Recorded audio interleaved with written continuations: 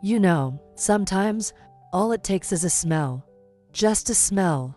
The other day, my granddaughter was baking one of those fancy new apple crumbles with sea salt and cinnamon swirls, but I'll tell you what, the second that oven opened and that warm scent filled the house, I wasn't standing in her kitchen anymore.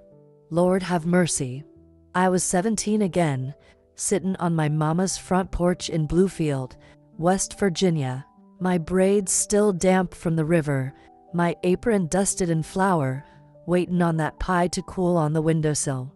Back in my day, we didn't have much. We didn't have a pot to pee in half the time, but somehow we always had apples, sugar, and enough love to make something sweet out of scraps. That smell, it cracked something open, like a screen door on a summer night that won't quite latch, and for the first time in a long while, I felt a little tug on my heart.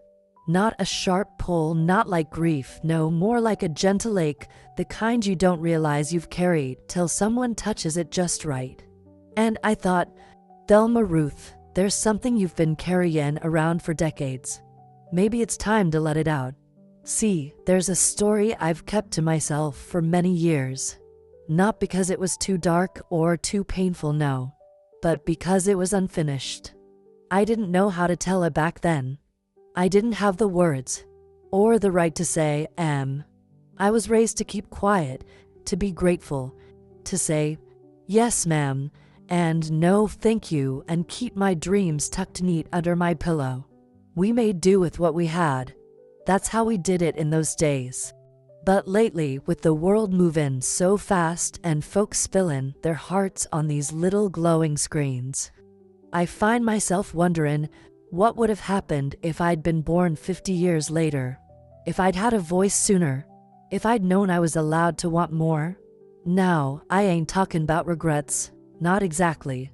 No, ma'am. Regret is a heavy coat and I don't wear it much. But reflection? That's a quilt I wrap around me often. And this story, it's a patch I've never sewn in.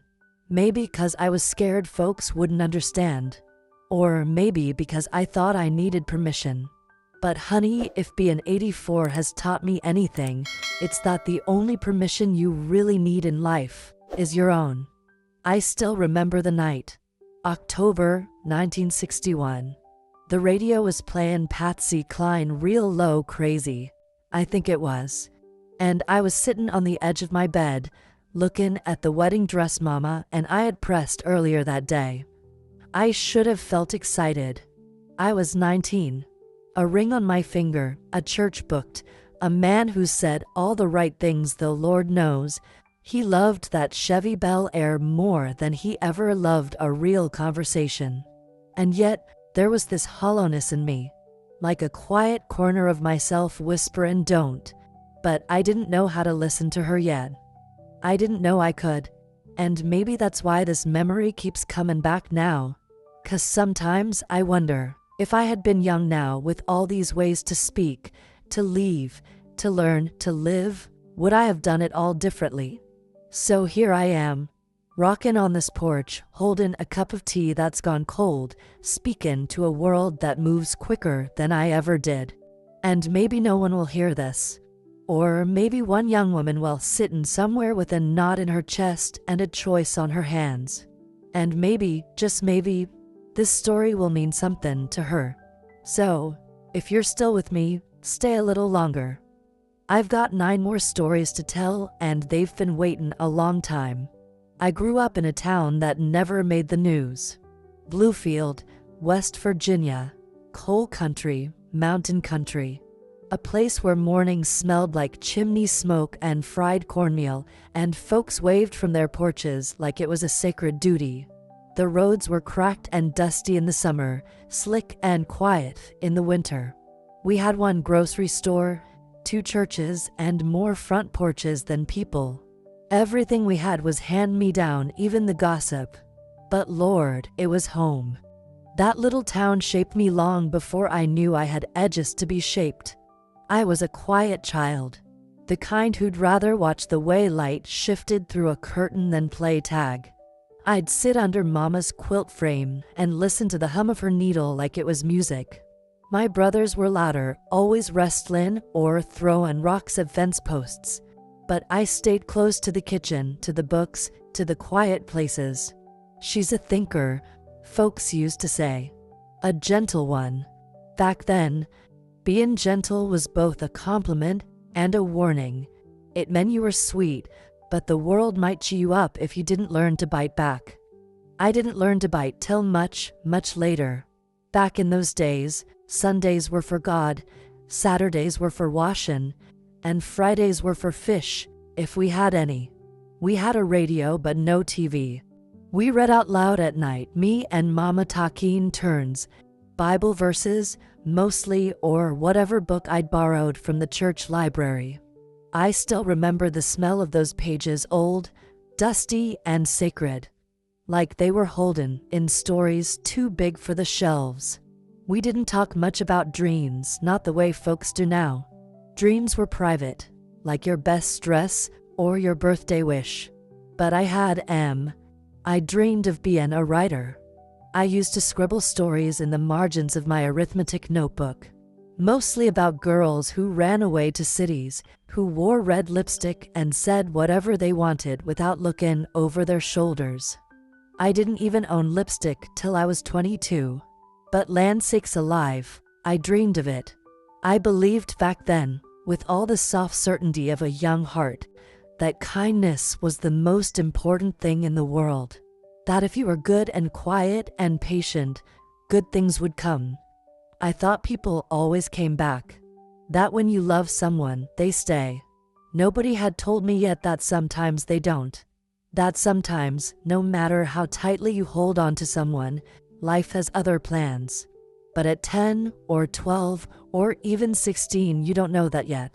You believe in forever. I remember sitting on the riverbank one summer, feet in the water, sun on my face, and thinking, I'm gonna be somebody. Not famous, not rich, no. Just somebody who chooses her life. Who doesn't let the world choose it for her. And I held on to that thought like a marble in my pocket. Smooth, quiet, important. I didn't tell anyone. Didn't have to. It was mine. I reckon that's where it all began. Not with love, not with marriage, not even with heartbreak, but with a girl and a dream and the hush of an Appalachian evening, with the sound of cicadas and the hum of Mama's sewing and the smell of biscuits on the stove. That world's long gone now. The porches have caved in, the general store closed in '87, and even the trees look thinner somehow. But when I close my eyes, I can still see it. I can still feel who I was before the world told me who I had to be. And sometimes I wonder if I'd held tighter to that little girl's voice, would I have lived louder? Would I have made different choices? But I suppose that's what life is, a long walk back to yourself. And honey, I'm still walking. I was 16 when I met him, and no, it wasn't some grand affair with violins and fireworks. It was just an ordinary Tuesday afternoon in late spring, the kind where the air smells like rain that never came, and your skin feels sticky even in the shade. I got into town to pick up a spool of thread for Mama navy blue to patch up Daddy's Sunday pants. I wasn't expecting anything. Back then, girls like me didn't expect things. We were raised to notice beauty, not to chase it. But there he was leaning against the post outside Mr. Connor's hardware store, reading a tattered newspaper like it mattered. He wasn't beautiful, not in the way movie stars were. His hair was too long, shirt half untucked, and he had this scuffed leather satchel slung over one shoulder like he'd been places. But something about the way he stood, relaxed but ready, like the world hadn't worn him down yet, made my breath hitch. I couldn't explain it then, and maybe I still can't. But Lord have mercy, my heart did this little tumble in my chest, just a flutter, like it recognized something before my mind had caught up. He looked up, met my eyes, and smiled, not wide, not cocky, just soft, like he was saying hello without speaking. And that was all it took. I walked past him, navy thread in one hand, the other hand clutched tight round the feeling I didn't have a name for yet. His name was Thomas Earl Hayes. He was new in town, came to live with his aunt after his daddy died in a mine collapse over in Beckley.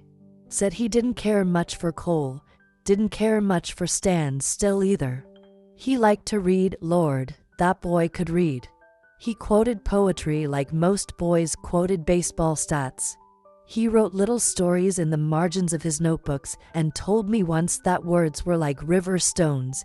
If you picked the right ones, they'd skip forever. We started talking. At the diner, at the church picnic, even once behind the school where I was sure Miss Franklin saw us, but said nothing. He was the first boy who ever asked what I thought, not just what dress I'd wear to the dance or whether I could cook biscuits. No, he wanted to know what made me mad, what I dreamed about, what I'd do if I wasn't afraid. And let me tell you, I didn't know I was afraid till he asked. You see, up till then, my life was a straight line. Go to school, say your prayers, help your mama, marry someone respectable, keep your voice soft, and your skirt long. That was the map we were handed. No one told us we could redraw it. But Thomas, he wasn't on that map. He was a bend in the road I never saw coming. And Lord, did I want to follow him.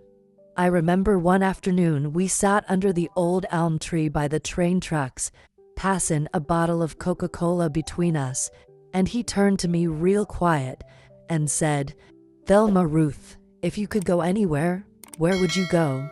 I didn't even blink. I said, "Somewhere I get to be me." He didn't laugh. He just nodded, like that made all the sense in the world. And that's when I knew. He saw me not the good girl I was trying so hard to be, but the one I was underneath all the rules, the one who wanted more. Now, we didn't end up together. Life had its way. But that boy, that moment, cracked something open in me. And once it cracked, it never quite sealed back up. I started to want, to wonder, to question. And maybe that's why I'm sitting here now telling you all this. 'Cause sometimes it only takes one person, one Tuesday, one smile to shift the whole tide of your life. Even if you never get to sail it with them. You ever have a moment where the ground don't quake, the sky don't fall, but still, you know deep in your bones that something just shifted? Like a door quietly closing behind you, and you didn't even hear the click, but somehow you know you can't go back through it.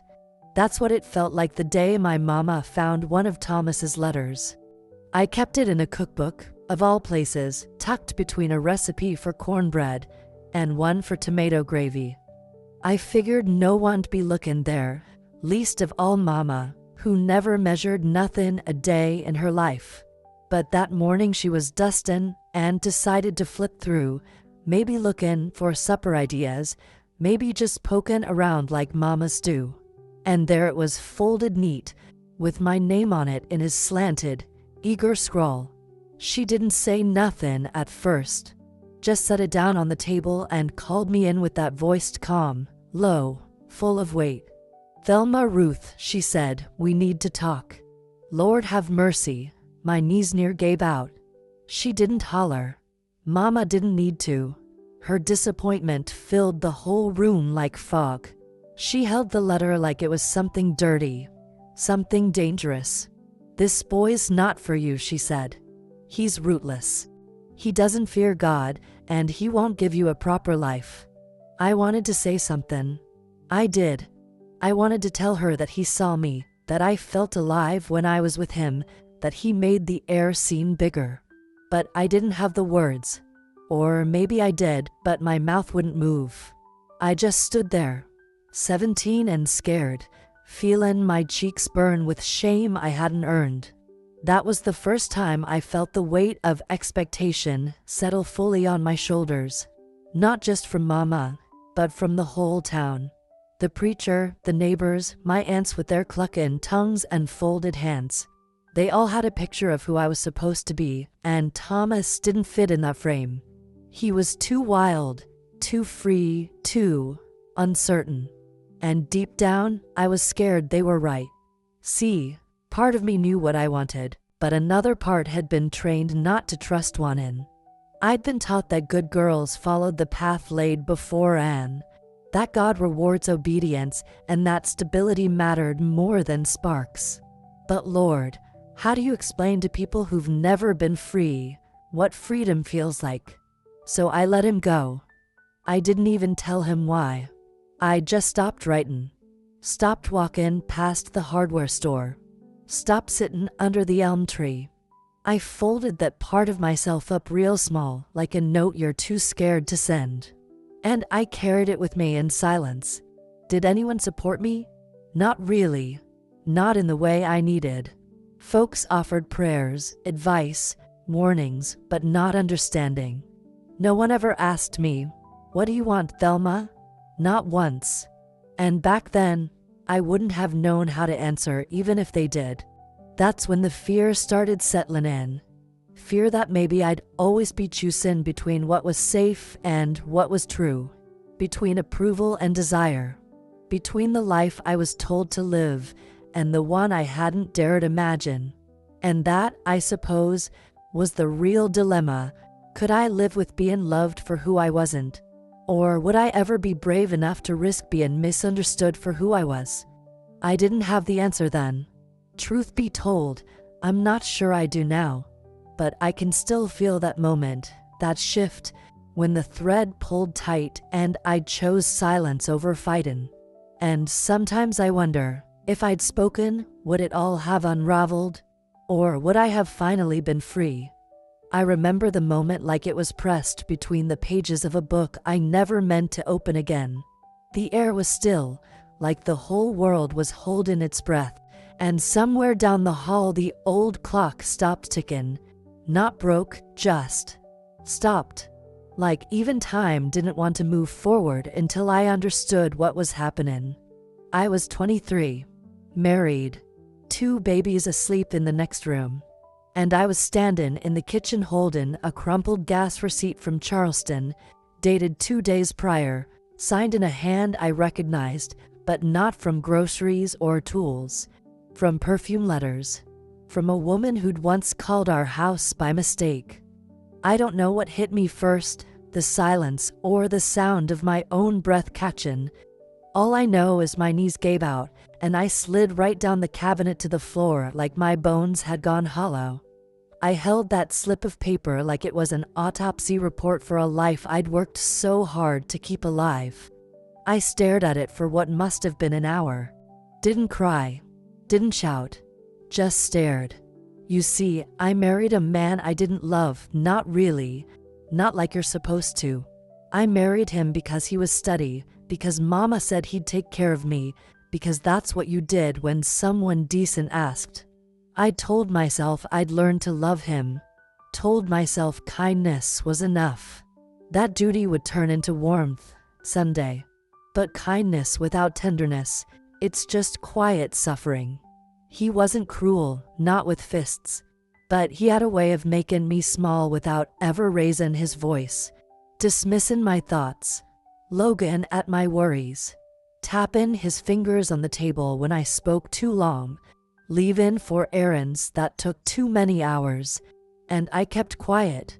For the children, for the church, for the picture frame we were both pretending to fit inside. But that receipt, it shattered the picture. Not because he'd been unfaithful, I think deep down I already knew, but because I realized I wasn't surprised. Not one bit. Just tired. So very tired. I sat on that floor and felt the years stack up like unpaid bills.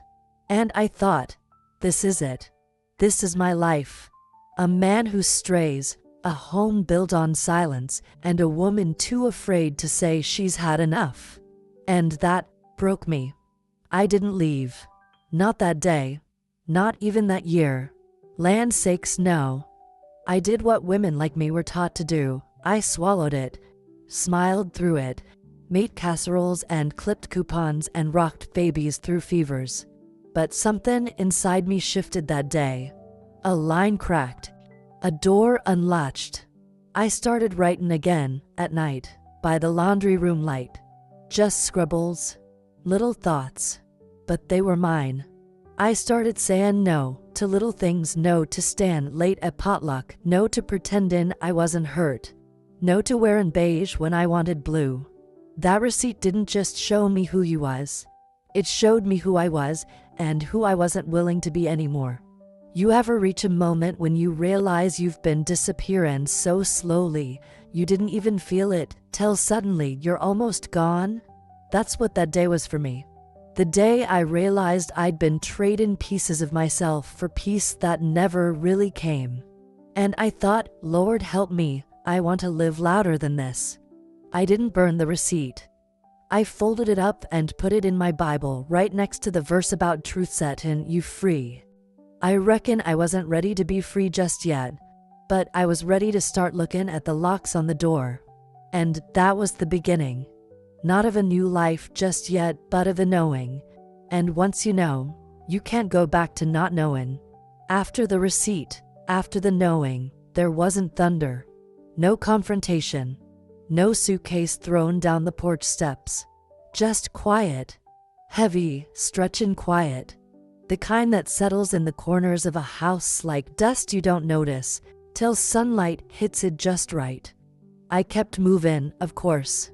Made the beds, packed the school lunches, scrubbed the floors, smiled at the neighbors, took the children to church and bowed my head when I was supposed to, but inside, I was somewhere else entirely.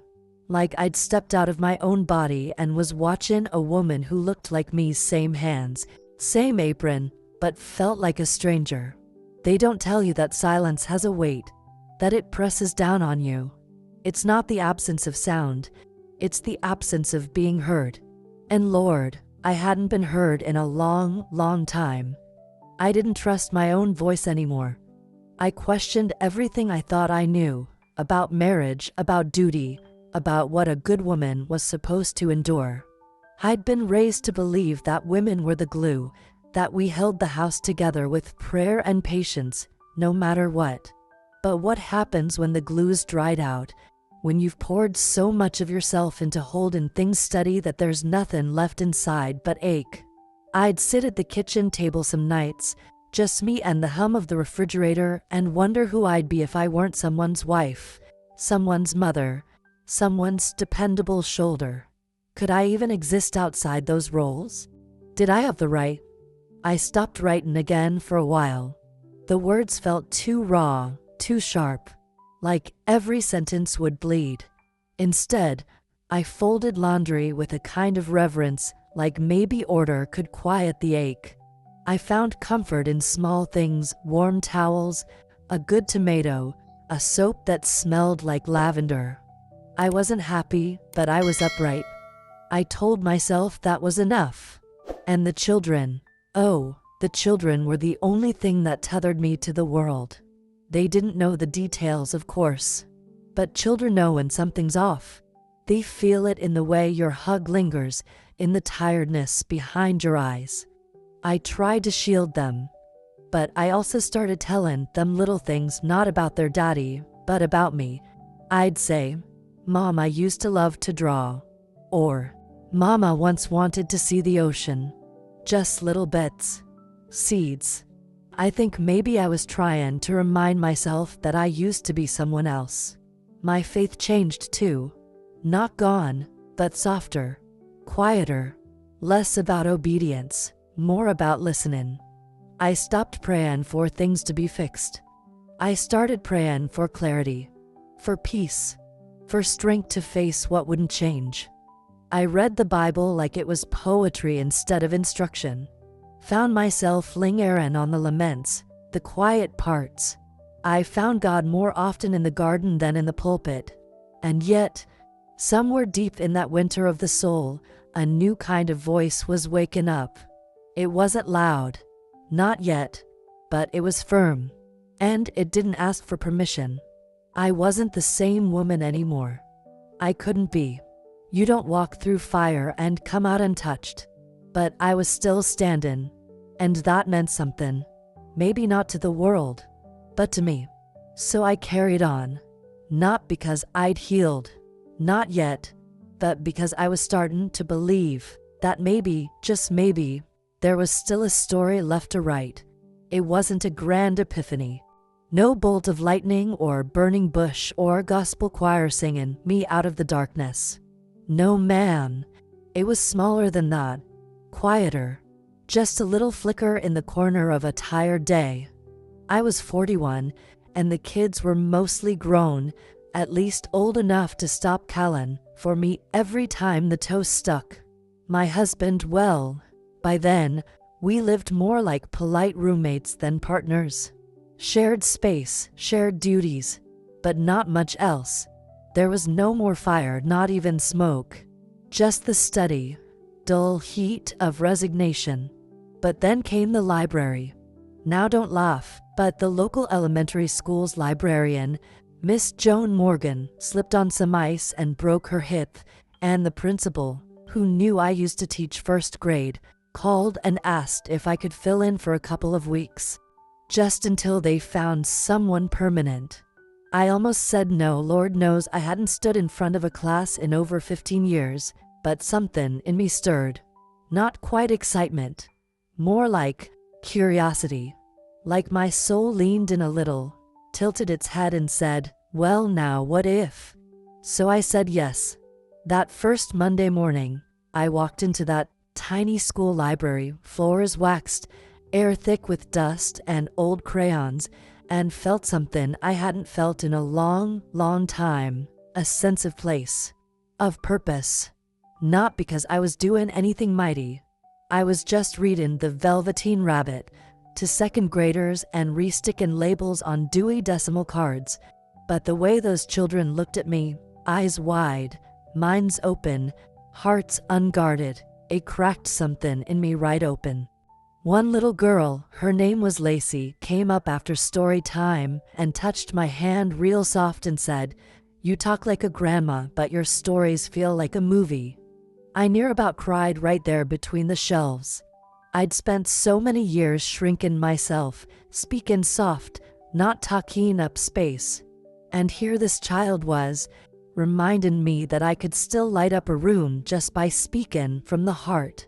That was the first week I started writing again, really writing. Not just scribbles in the margins of grocery lists. I go home, pour myself a cup of tea, and sit at the kitchen table long after the house went quiet. I wrote little stories, reflections, even a letter to my younger self I never sent.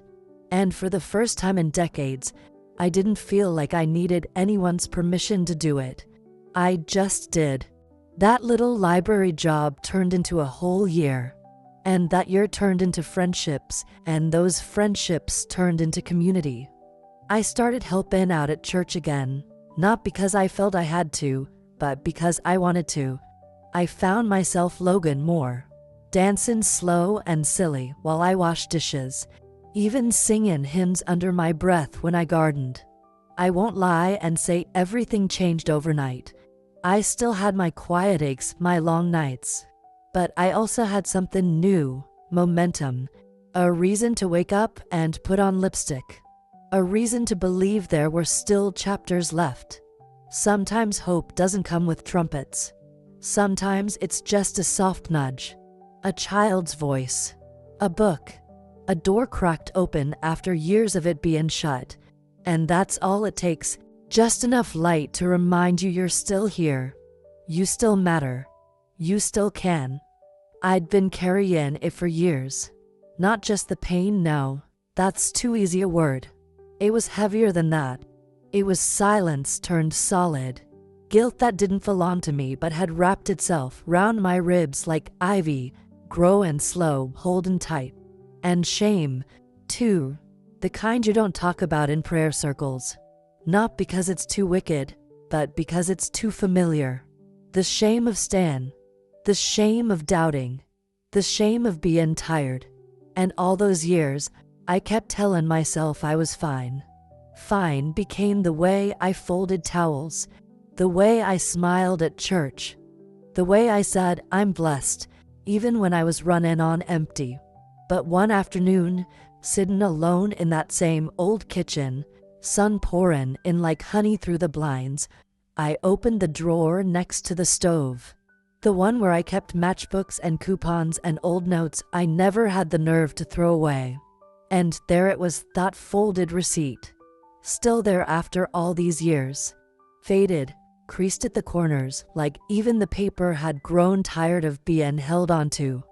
I picked it up, real slow, like it might still burn. And for a moment, I felt that ache rise again, like an old dog scratching at the back door of my memory. But then I did something I never thought I'd do. I let it go. Just like that. I didn't even cry. I walked straight out onto the back porch, held it in my hand for one more breath, and let the wind take it. It fluttered up, circled once like a leaf that wasn't sure, and then it flew. Gone. Out over the trees. Out of my life. And I felt empty, but not hollow. More like a room that's finally been cleared after years of clutter. A place where something new could finally begin. That's when I knew I wasn't waiting anymore. Not for an apology. Not for a thank you. Not for a better past.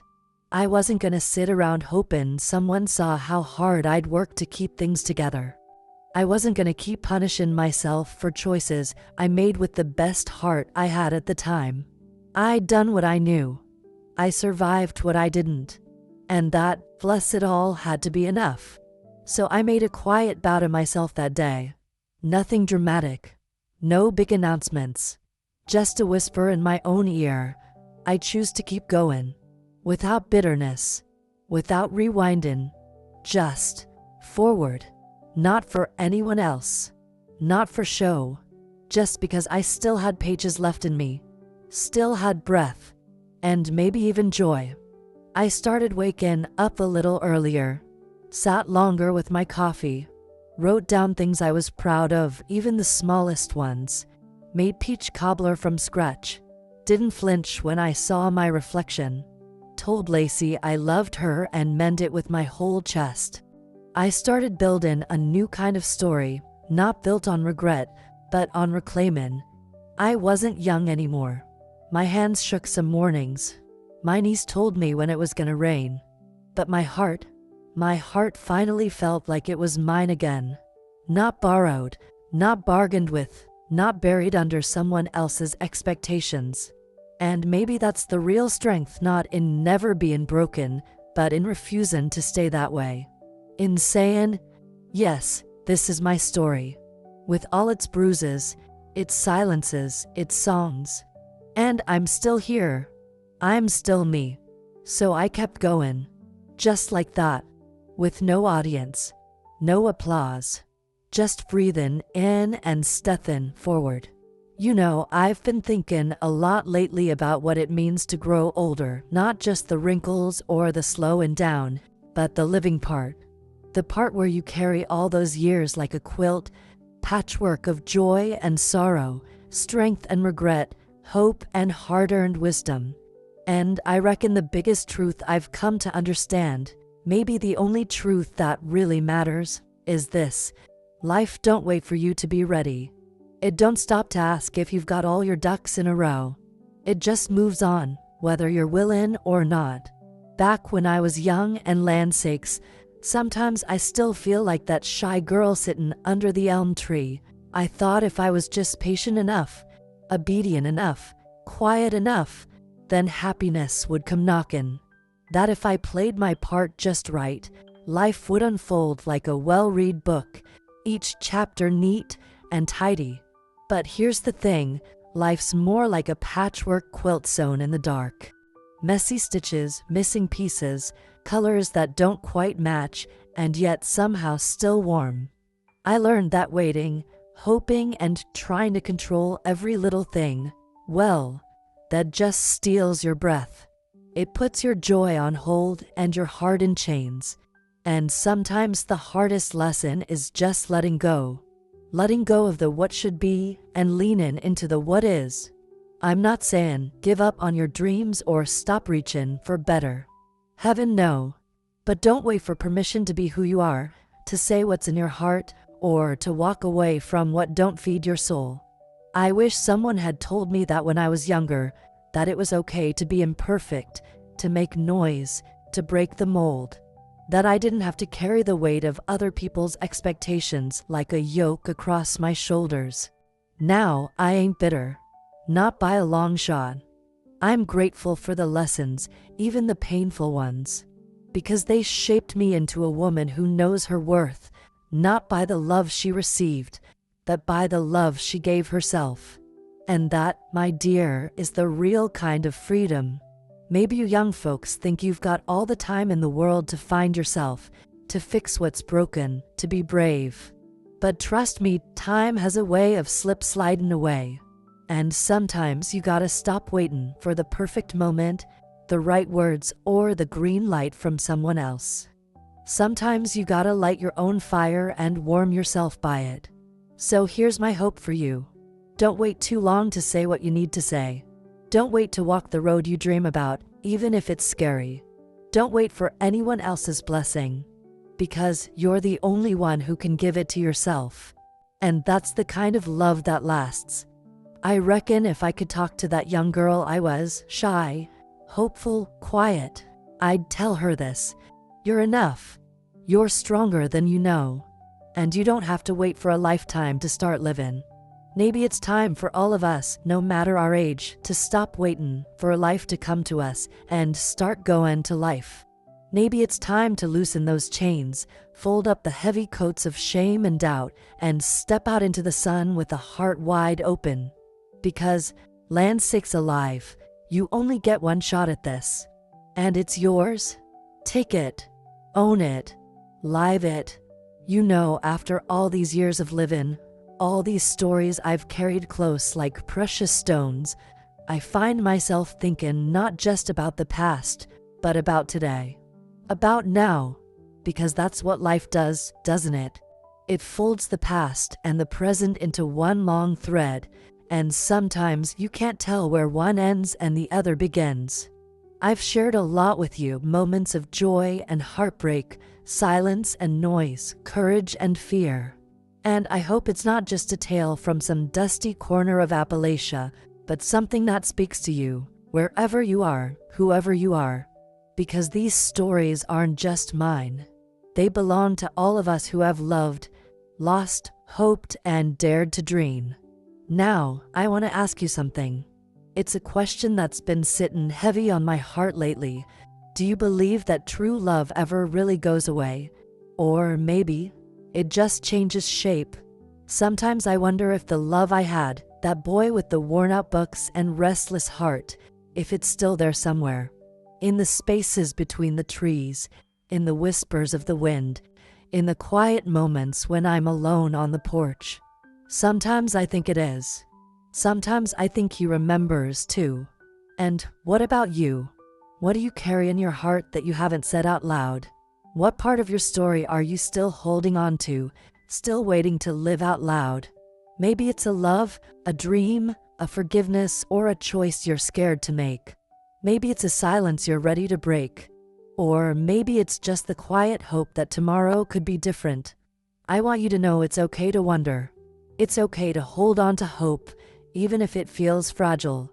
Because life, dear one, is made of those small moments, a soft glance, a whispered truth, a brave step forward, that shape who we are. And it's never too late to write a new page. So, I leave you with this. Don't be afraid to live your story. Don't be afraid to speak your truth. Because the world needs your voice, your heart, your light. And maybe, just maybe, by sharing our stories, our fears, our joys, our wounds, we find a little more love in the world. For ourselves and for each other. I'll be sitting here on my porch, watching the sun dip behind the hills, thinking about what's been and what might still be. And sometimes, just sometimes, I'll smile and whisper to the wind. Maybe he remembers. And I wonder, what would you whisper?